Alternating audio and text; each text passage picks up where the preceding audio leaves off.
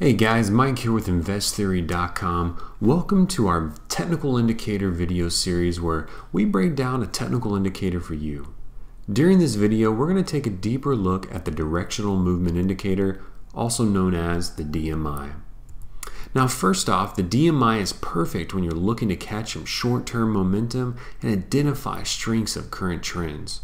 It's made up of three lines: the average directional line, the positive directional line, and the negative directional line.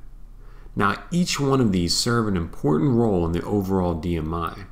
Now let's take a look at what each of these mean. Now the average directional index, or also known as the ADX, measures the strength of the current price trend, and it tells us whether or not the sellers or buyers coming into this price action is strong or if it's weak. The positive directional index, or otherwise referred to as the plus DI line, measures the upward directional index, and it shows us when there are more buyers in the market. And lastly, the final line is the negative directional index, or the minus DI line, and it measures the downward directional price movement, and it shows us when there are more sellers in the market. Now, using the DMI indicator, it doesn't have to be complicated. In fact, it's actually quite simple. Before jumping right into it, it's important to know the key strategies of how to utilize the DMI in your research. So the ADX may be the very most important piece of this indicator. Knowing how strong or weak a current trend is can really help you determine entries and exits when buying into stocks or options. So if the ADX reading is above 20, then we know that there's a strong trend in place. So if the pink line is moving up and over 20, that the price of the stock is going up, that there's going to be a lot of buyers in the market. Now we don't want to go against that trend. So if we're going to be purchasing a put on this stock, we want to wait for the trend to die down a bit and start to curl downwards until our negative DI line crosses up above the plus DI line and our trend picks up again. Now, when there isn't a lot of action or there's a lot of sideways trading, you'll often see that the ADX falls below 20 and rides small ups and downs until the strong trend picks back up again. Now, it's also important to wait for the plus and minus DI lines to cross when taking your entry, as this tells us that there could potentially be a change in trend. Now, what's great about the DMI is it works very, very well when partnered with other momentum-based indicators, especially the money flow index, also referred to as MFI.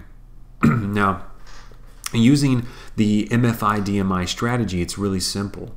If you're looking to purchase calls, we're going to want the MFI to be oversold and have a reading around 20. Then we want our plus DI line to start to show a curve upwards. Ideally, the best entry will be when the plus DI line crosses the negative DI line, and our ADX will be increasing at the same time as well.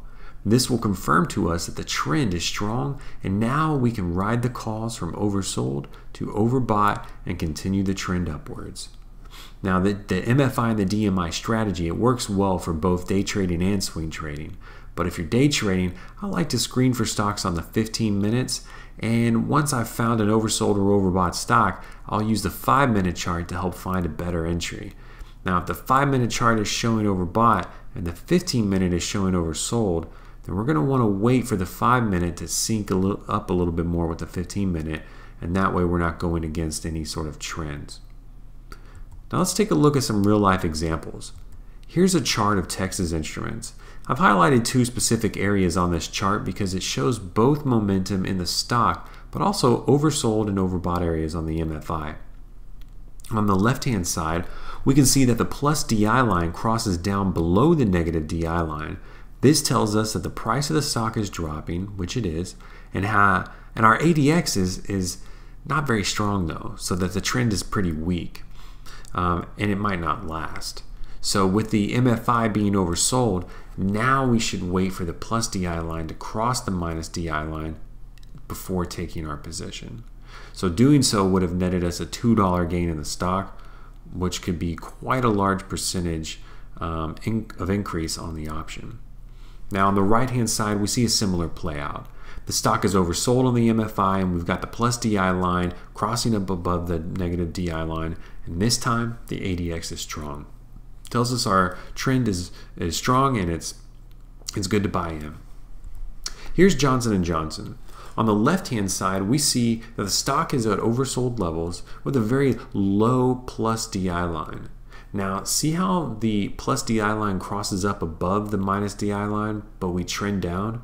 That's because the ADX is trending and it's dying down as well.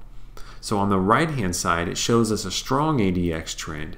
And from here, we can buy into the plus DI cross upwards and ride this trend until the MFI shows us overbought territories.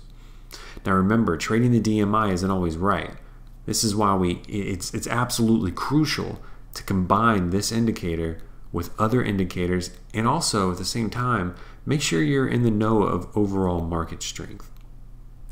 So thanks for watching, guys. This is a quick video on how to trade the technical indicator DMI. If you'd like to know more, please feel free to visit our website, investtheory.com. Also, we would love to have you join our growing community of over 3,000 members. The link is in the description. Thanks again, and happy trading.